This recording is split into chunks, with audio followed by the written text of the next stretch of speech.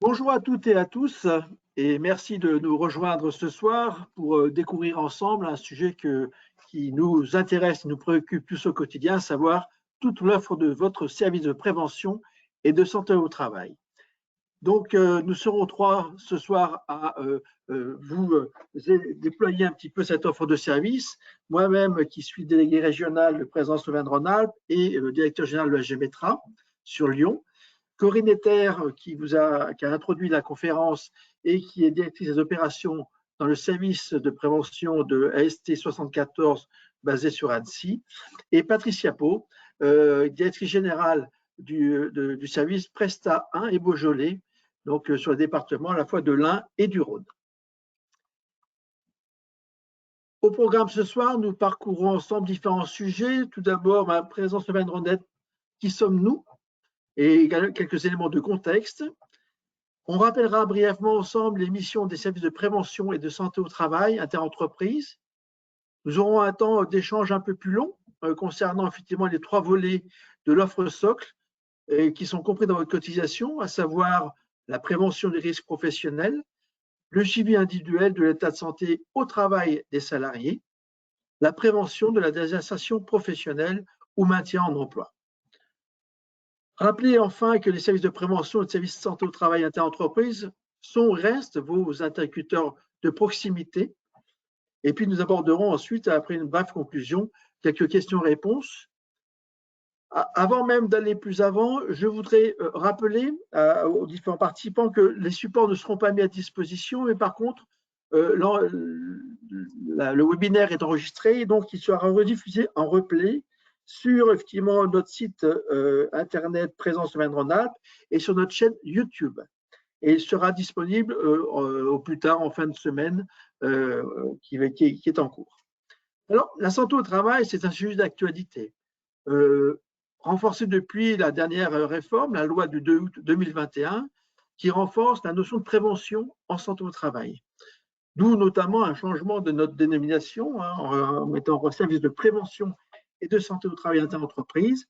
Rappelez que nous sommes des associations de droit privé et qui sommes membres d'un réseau qui s'appelle Présence. Présence voulant dire prévention, santé au travail, service aux entreprises.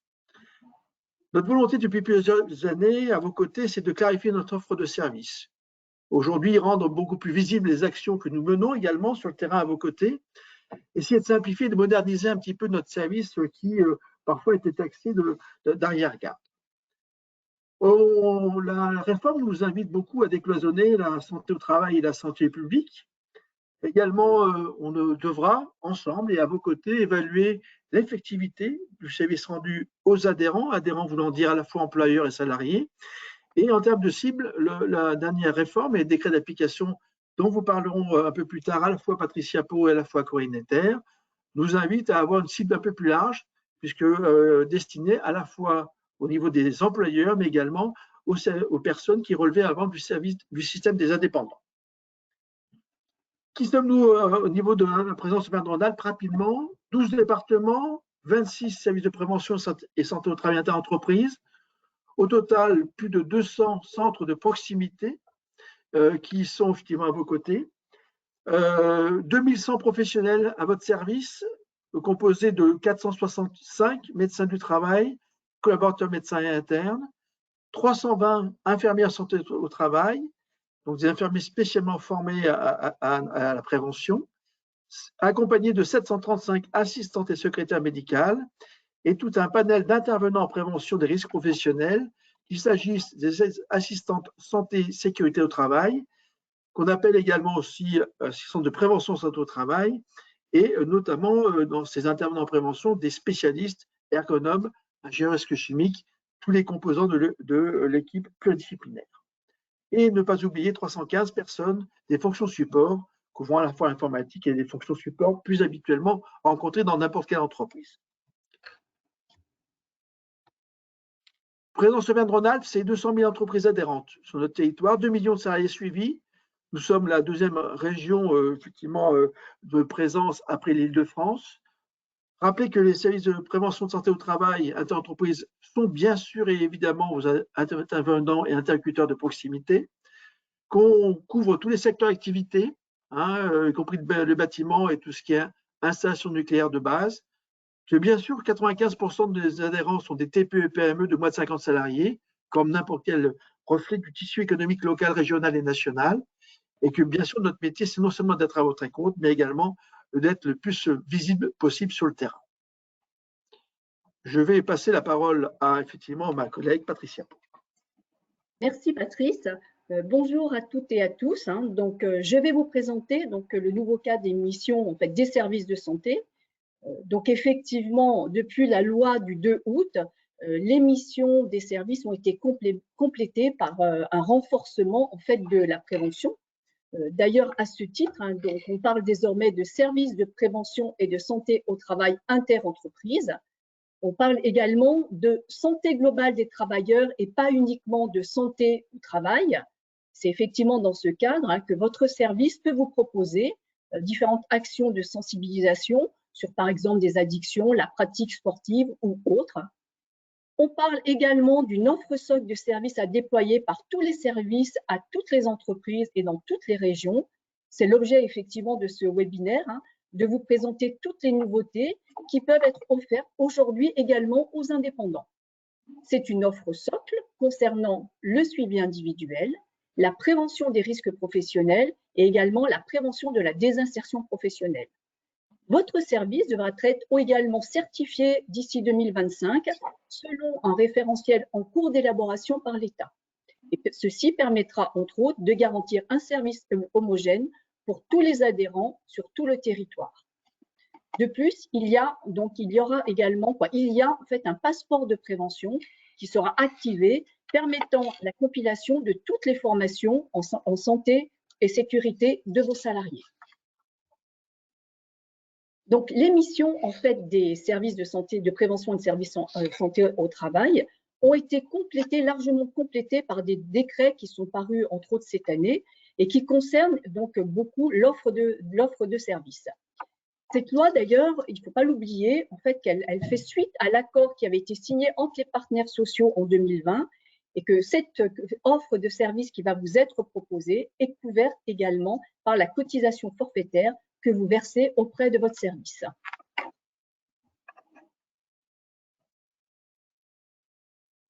Donc, je passe la parole à Corinne. Donc, pour la suite. Merci Patricia. Donc, nos services se déclinent en 3 volets. Le premier étant celui le plus connu, qui est celui du suivi individuel de l'état de santé. Il y a le deuxième volet qui concerne la prévention des risques professionnels et le troisième étant celui de la prévention de la désinsertion professionnelle ou maintien en emploi. Et nous allons commencer par celui de la prévention des risques professionnels. Donc, vous le savez et vous l'avez peut-être déjà expérimenté, l'activité professionnelle en général peut être source d'exposition pour les travailleurs à des risques professionnels. Peut-être en avez-vous déjà identifié au sein de votre structure. On peut parler notamment du bruit, travail sur écran, déplacement professionnel, ambiance thermique, risque chimique. Celui qui cause le plus de sinistralité étant les troubles musculo-squelettiques, les TMS, mais également les RPS, qui sont peut-être plus difficiles à identifier, mais qui sont plutôt en progression. Donc, sachez que cela fait partie des missions des services de santé au travail de vous accompagner dans le repérage et dans vos démarches de prévention des risques professionnels. D'ailleurs, sur notre site Présence Auvergne-Rhône-Alpes, vous retrouverez des webinaires sur l'ensemble de ces thématiques et des fiches pratiques aussi pour les gérer. Nous sommes également là pour réaliser à vos côtés des actions de prévention primaire. Sur le plan financier, comme sur le plan de la performance globale, il sera toujours plus intéressant d'agir en amont des accidents et de faire de la prévention primaire, c'est-à-dire sans attendre le moindre incident. Nos domaines d'intervention couvrent l'ensemble des risques et nos types d'intervention sont variés et adaptés pour répondre à vos problématiques. Par exemple, nous pouvons réaliser des informations et des sensibilisations collectives sur l'ensemble des thématiques risques par le biais en fait, d'interventions soit chez vous, soit chez nous, voire en webinaire. n'hésitez pas là aussi à consulter le site internet de votre service ou celui de Présence Auvergne-Rhône-Alpes pour les programmes d'information et de sensibilisation, mais également pour les replays de tous les webinaires. Nous nous déplaçons également dans vos entreprises pour réaliser des actions de prévention, comme des conseils, notamment sur des études de poste, afin d'améliorer l'ergonomie et les conditions de travail. Nous réalisons également des métrologies ou des mesures chimiques comprenant l'analyse des fiches de données de sécurité. Nous agissons toujours en lien avec le médecin du travail qui suit votre dossier. Donc, pensez à nous solliciter afin que nous puissions vous accompagner sur le terrain.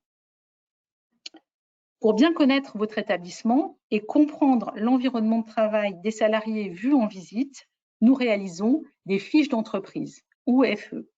C'est un document réglementaire et obligatoire. La réalisation et la mise à jour de cette FE sont généralement réalisées par des préventeurs ou des infirmiers en santé au travail.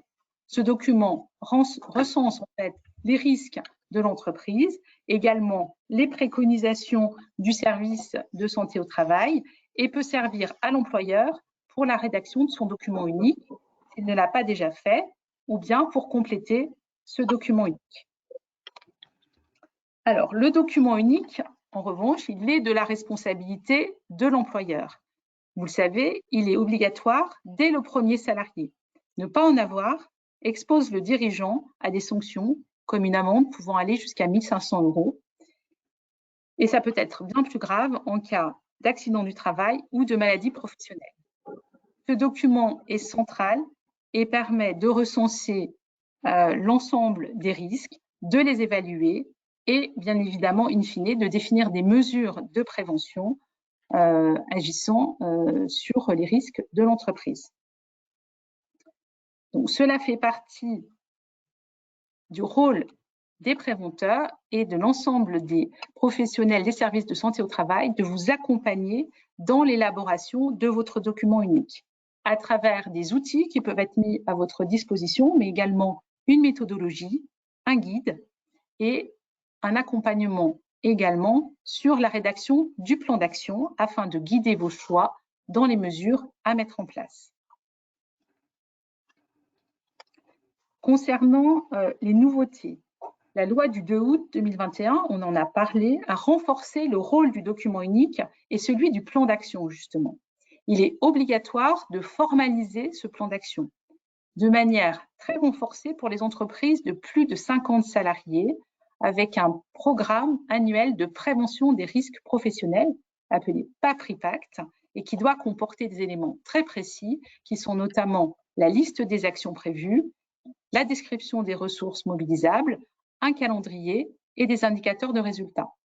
Pour les entreprises de moins de 50 salariés, il s'agit de tenir à disposition et de rédiger une liste d'actions de prévention et de protection des salariés. Concernant l'archivage, sachez qu'il doit être conservé, le document unique doit être conservé pendant 40 ans. Il doit être mis à disposition, bien évidemment, de l'ensemble des travailleurs, mais également des anciens travailleurs. À minima, pour la période qui les concerne et pour le périmètre qui les concerne, c'est-à-dire le lieu, l'atelier dans lequel ils travaillaient.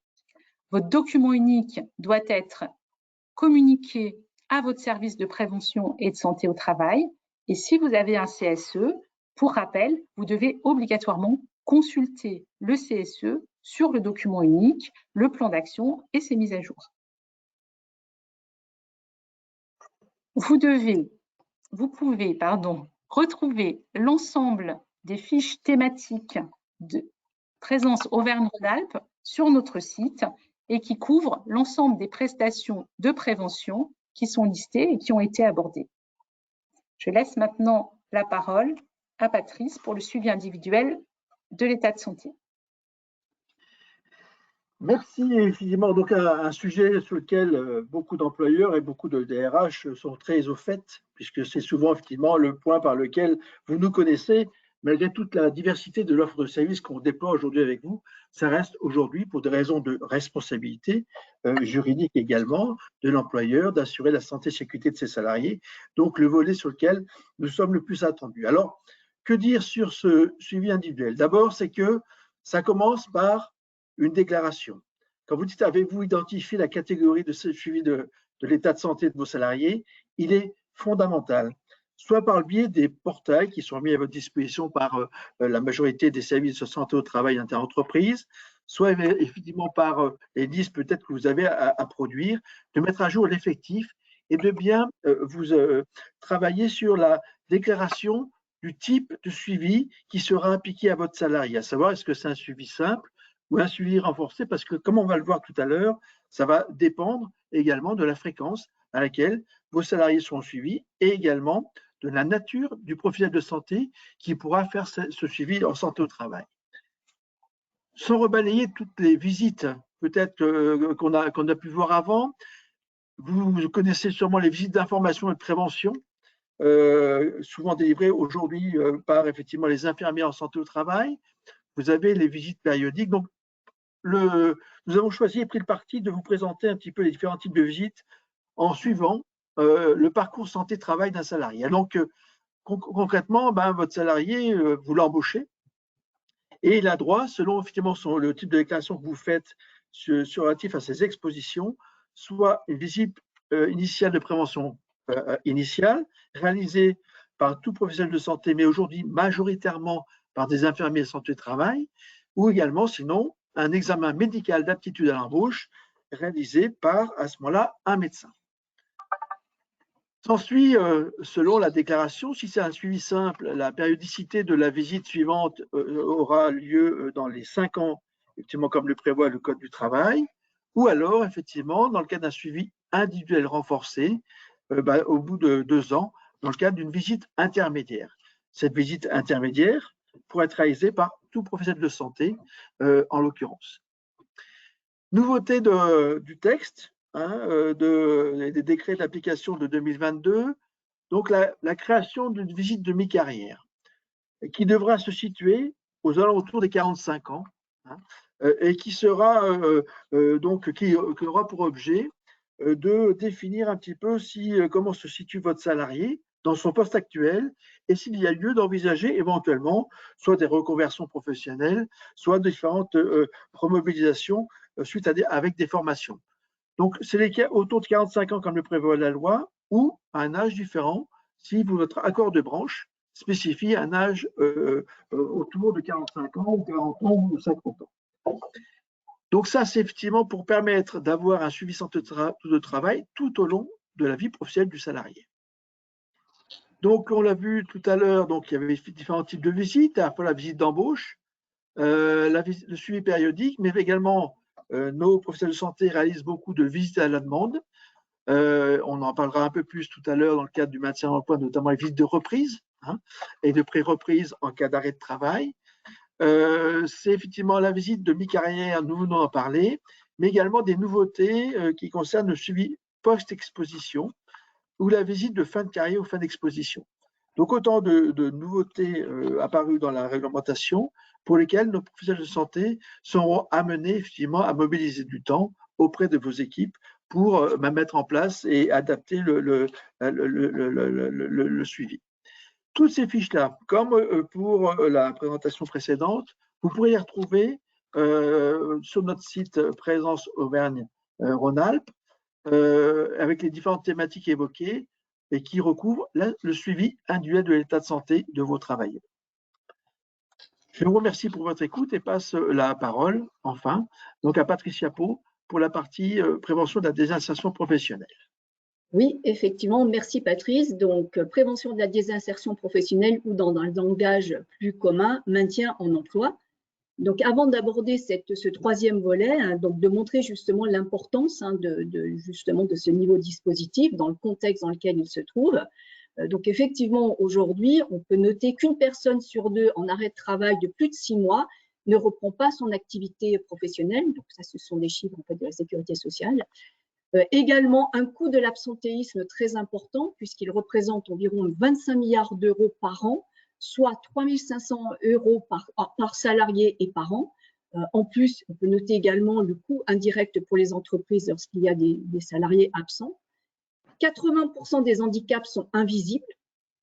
Et on constate également que 20% des personnes âgées entre 18 et 54 ans et en emploi au moment du diagnostic d'un cancer, et que 5 ans plus tard, ces personnes ne travaillent plus. Et au niveau de notre région Auvergne-Rhône-Alpes, 12 620 inscriptions à Pôle emploi suite à une inaptitude, avec une augmentation de plus de 43% par rapport à 2013. Donc, ce qui montre justement ce contexte très important pour le maintien en emploi. Donc justement, est-ce que vous, dans le cas de votre entreprise, vous avez pu identifier les salariés en risque de désinsertion professionnelle? Donc des salariés en risque de désinsertion, cela signifie peut-être des salariés qui ont des allergies, des accidents de la vie domestique. Et savez-vous que justement que votre service de santé peut vous accompagner en proposant justement des nouveautés, le rendez-vous de liaison, on verra un petit peu plus tard, les visites de pré-reprise, la visite de reprise, mais également donc, en mettant à disposition une cellule de maintien en emploi qui pourra traiter justement des situations les plus complexes et également vous aider dans la mise en place d'essais encadrés. Il faut bien saisir que le maintien en emploi ne concerne pas uniquement que des salariés handicapés, mais tout type de salariés ayant ponctuellement ou durablement un problème de santé. Donc, le maintien en emploi est un enjeu majeur, effectivement, pour plusieurs, en fait, pour l'employeur, effectivement, pour justement donc accompagner l'employeur pour mettre en place des solutions adaptées face à une situation de risque d'inaptitude par rapport à un salarié, aider également un salarié qui rencontre des difficultés pour se maintenir à son poste de travail, et tout ceci pour que ça fonctionne, cela nécessite, je veux dire, l'implication forte de l'employeur, du salarié et aussi du médecin du travail qui peut vous accompagner, et qui a effectivement une obligation de moyens pour l'employeur dans ce contexte-là.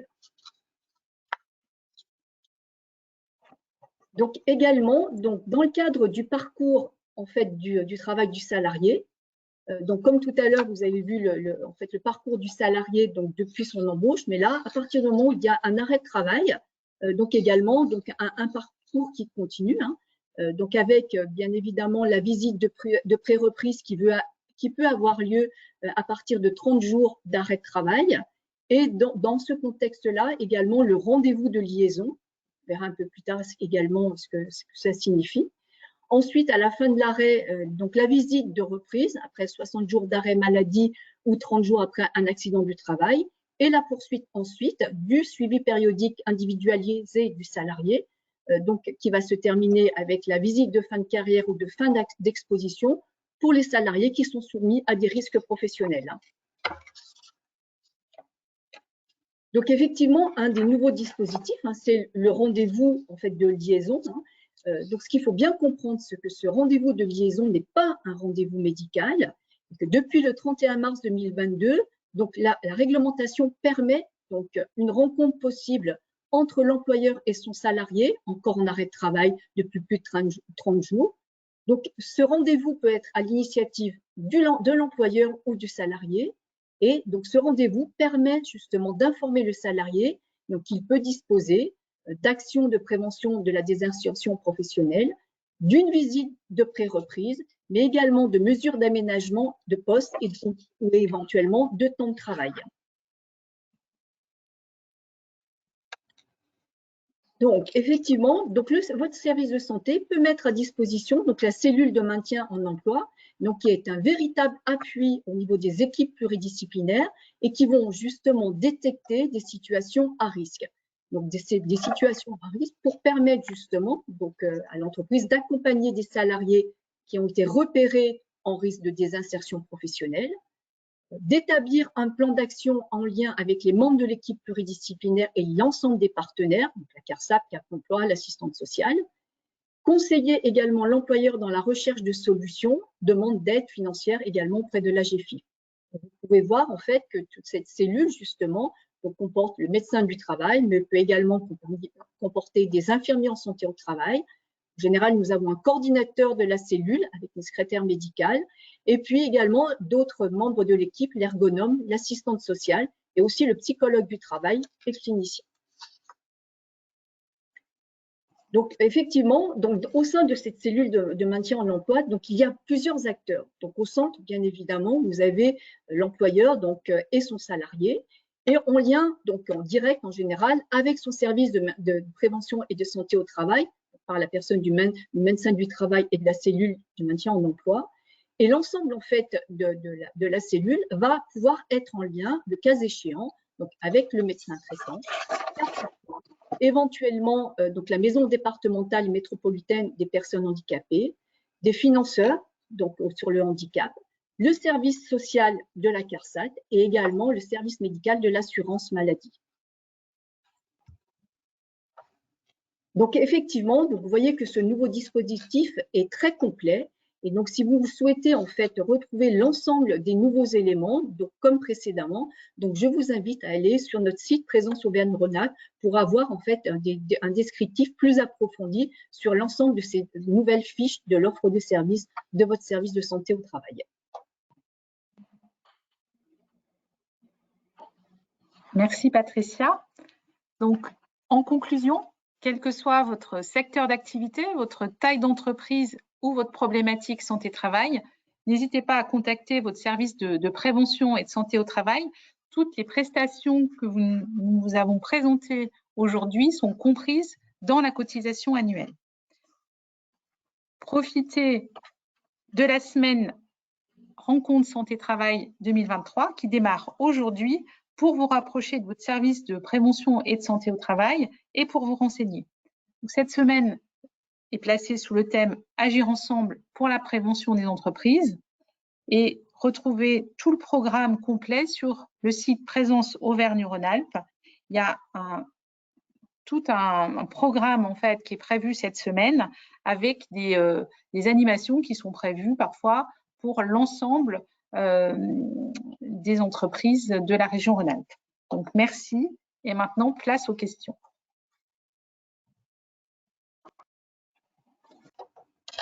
Ah oui, moi je vois une question, visite de mi-carrière, est-ce que l'employeur qui la demande ou le service de santé au travail? Je te laisse répondre, Patricia. Alors, la visite de mi-carrière, donc en fait, peut être demandée par l'employeur, donc ou être convoqué ou le salarié peut être convoqué également dans le cadre de sa visite périodique. Le salarié peut potentiellement la demander s'il considère qu'il est concerné aussi et que l'employeur ne l'a pas réalisé. Il peut aussi la demander. Alors, on a une autre question. Bonjour, je n'ai pas de questions que ce soit au niveau du chat ou dans la liste de questions. Par contre, on avait eu une question qui nous avait été posée en amont. Existe-t-il un dispositif pour aider la gestion de conflits interpersonnels au sein d'un collectif? Conflits souvent source de tensions et de mal-être au travail. Je peux répondre si vous le souhaitez, effectivement. Donc, dans ces cas-là, comme on vous l'a dit à plusieurs occasions, n'hésitez pas à vous rapprocher de votre médecin du travail et de votre service de prévention santé au travail.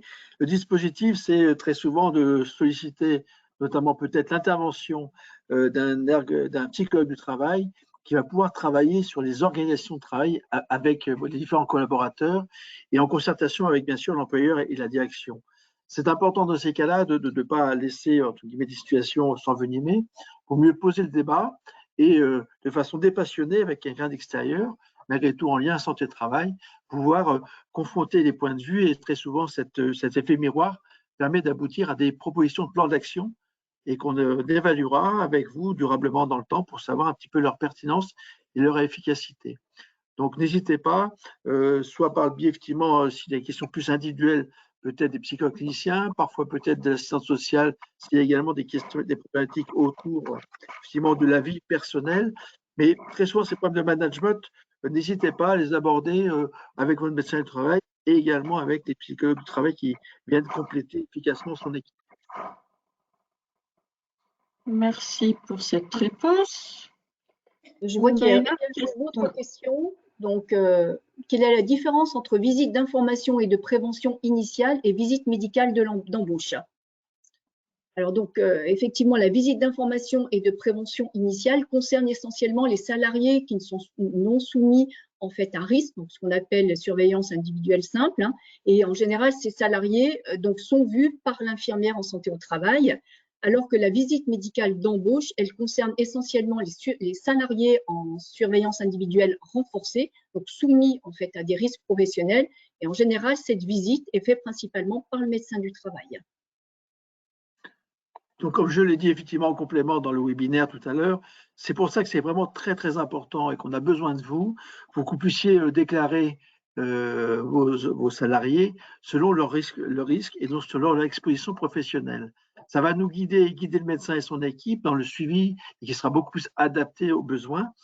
Et pour si d'aventure c'était compliqué pour vous de savoir comment classer vos différentes salariés, donc il y a une liste qui est à disposition, effectivement, qui est bien sûr bien connue des professionnels de santé pour vous aider dans la déclaration. Si vous avez besoin d'aide, n'hésitez pas à vous rapprocher de vos services qui vous guideront dans cette déclaration d'effectifs, soit par portail, soit lors de vos déclarations annuelles des effectifs. Et n'hésitez pas également sur ce portail-là de mettre à jour régulièrement vos effectifs. Ce n'est pas une fois par an en fin d'année avant l'appel de cotisation, mais on vous invite vraiment à ce que vous puissiez impacter directement les mouvements de personnel en entrée comme en sortie pour qu'à ce moment-là, effectivement, aussi notre convocation soit encore plus efficace et ne tombe pas malheureusement sur un service qui ne fait plus partie de votre entreprise, par exemple.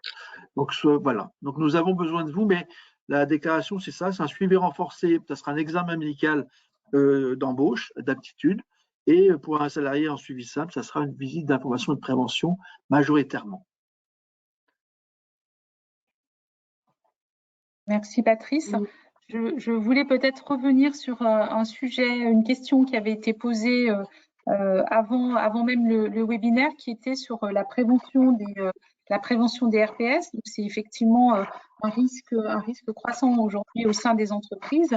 Et vous pouvez retrouver, évidemment, contacter votre service de prévention et de santé au travail, mais vous pouvez retrouver encore une fois sur le site Présence Auvergne-Rhône-Alpes de nombreuses brochures qui traitent du terme, qui permettent en fait de vous accompagner dans une démarche de détection déjà avec quels sont les indicateurs d'alerte collectifs ou individuels, et puis qui font un zoom sur la mise en place d'une démarche de prévention des RPS avec le repérage des signaux d'alerte, l'état des lieux, comment objectiver la situation, comment procéder à un diagnostic ou faire un cahier des charges pour faire appel à un prestataire externe et comment mener un plan d'action.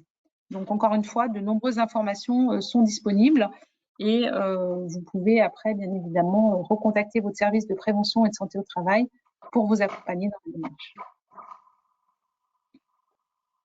On avait aussi une question. Quel accompagnement pour la mise en place du document unique dans une structure en cours de développement?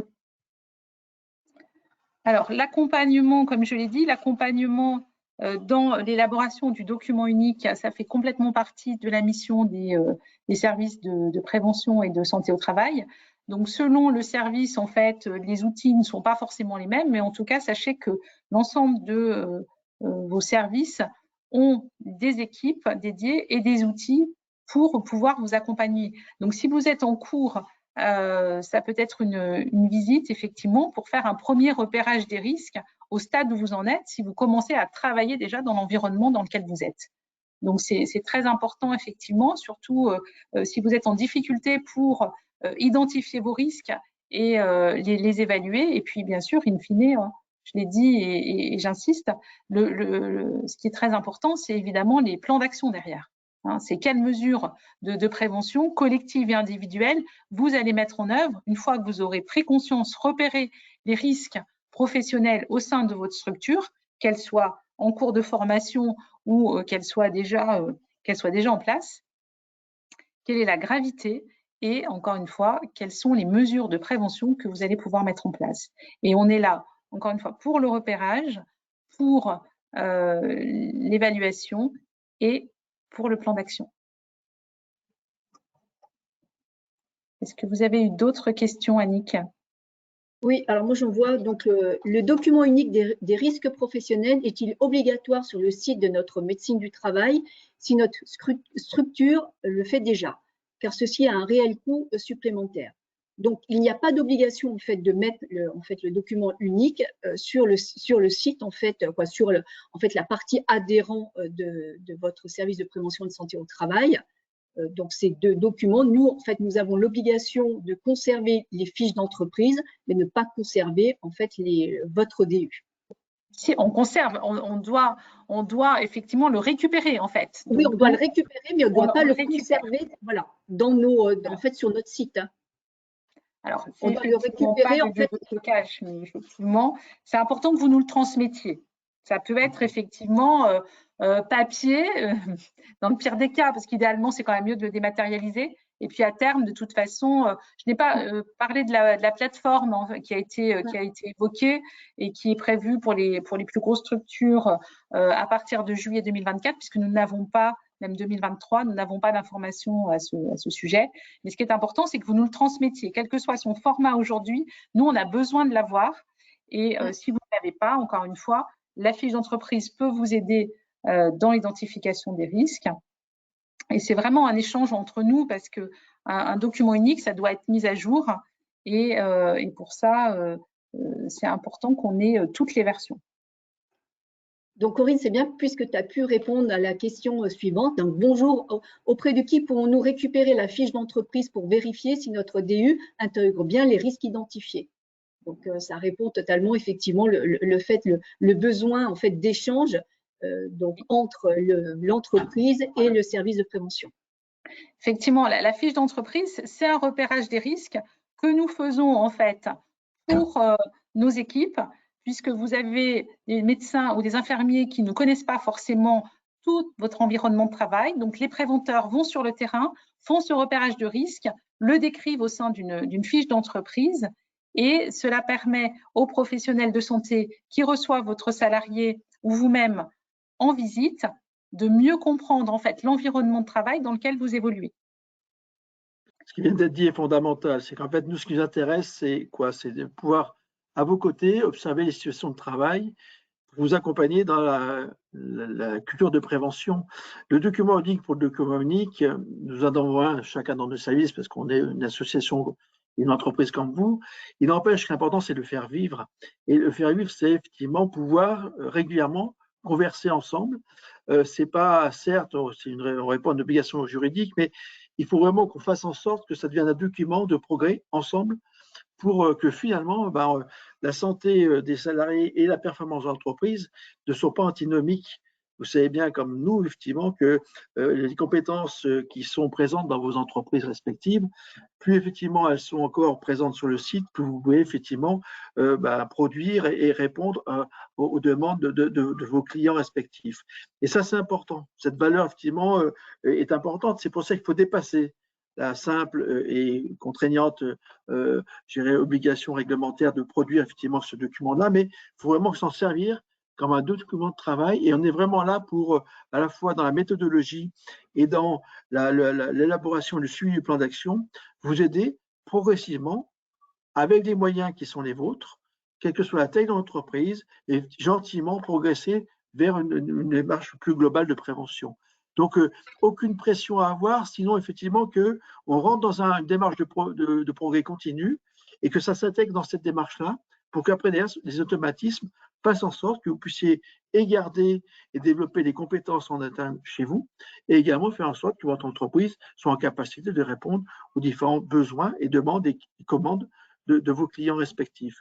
Donc, c'est un vrai enjeu à la fois économique, à la fois bien sûr santé, sécurité et santé au travail, mais qui pour le coup, nous réunit tous, employeurs et salariés, autour d'un sujet prégnant et qu'on essaye de maîtriser avec vous, qui s'appelle la prévention. Merci Patrice. Il y a en plus des actions qui peuvent être très simples et qui sont mises à disposition par l'ensemble des services de prévention et de santé au travail. Ce sont des sensibilisations auprès de vos collaborateurs à travers des e-learning. Tous les modules de risques sont compris à 11 thématiques risques et ça permet de les sensibiliser, c'est une première approche. Et après, il y a toutes les sensibilisations qui sont régulièrement proposées au sein des différents services de santé au travail. Donc, ça permet de prendre conscience, et plus on prend conscience en fait des risques qui nous entourent et auxquels nous sommes potentiellement exposés, ça permet de mettre en place après des mesures de protection et de prévention plus efficaces une fois qu'on a bien conscience du risque. On peut également aussi vous proposer, quand on en a connaissance, des aides financières simplifiées proposées par la CARSAT ou par la DREETS, qui sur des secteurs d'activité particuliers, qui effectivement font des programmes d'action prioritaires avec des financements à l'appui. Donc en fait, nos équipes en ont conscience, connaissance et peuvent vous faire partager d'un soutien parfois nécessaire pour tout ce qui est effectivement mis en place de moyens de protection collectifs ou individuels.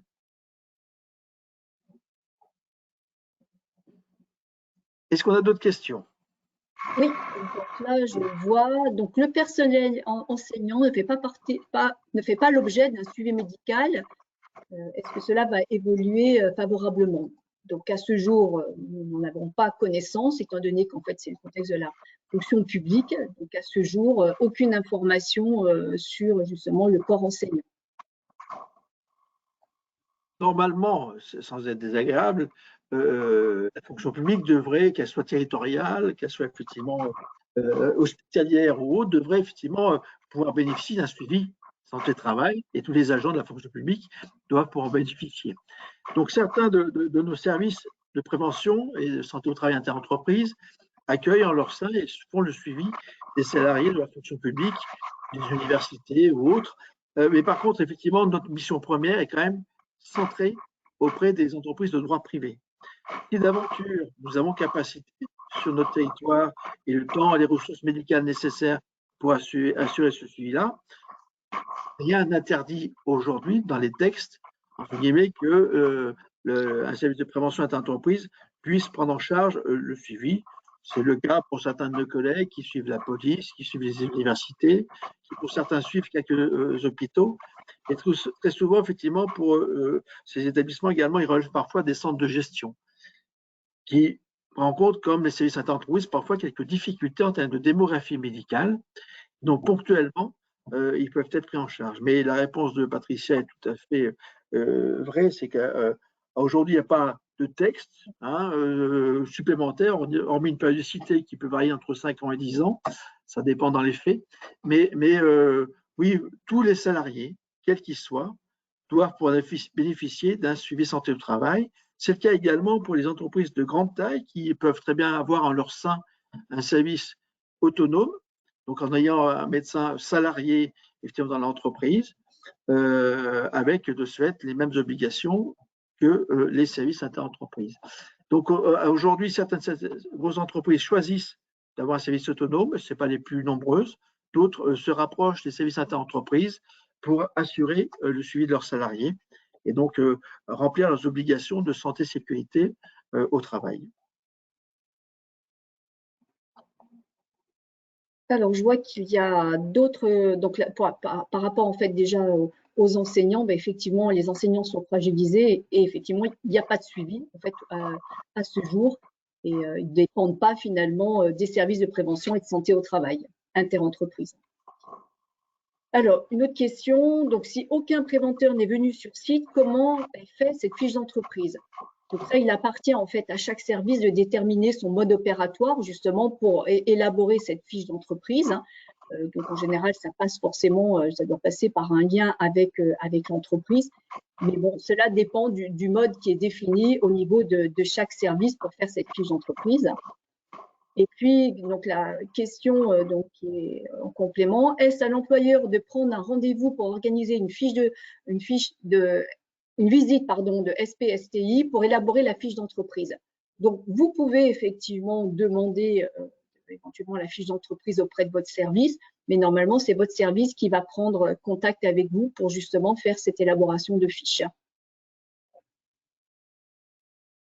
Au-delà de l'élaboration, les textes commence à parler effectivement de mise à jour également de cette fiche d'entreprise tous les 4 ans, ce qui fait que forcément tous les services de prévention de santé au travail interentreprise vont devoir mobiliser des compétences en interne complémentaires et vous proposer plus régulièrement des moyens d'actualiser cette fiche d'entreprise pour que justement, elle soit toujours en adéquation avec soit vos réaménagements de site, soit effectivement tenir compte de la mise en place des plans d'action que vous aurez décidé précédemment dans le cadre de votre DU pour justement l'actualiser et faire en sorte qu'elle soit toujours opérante.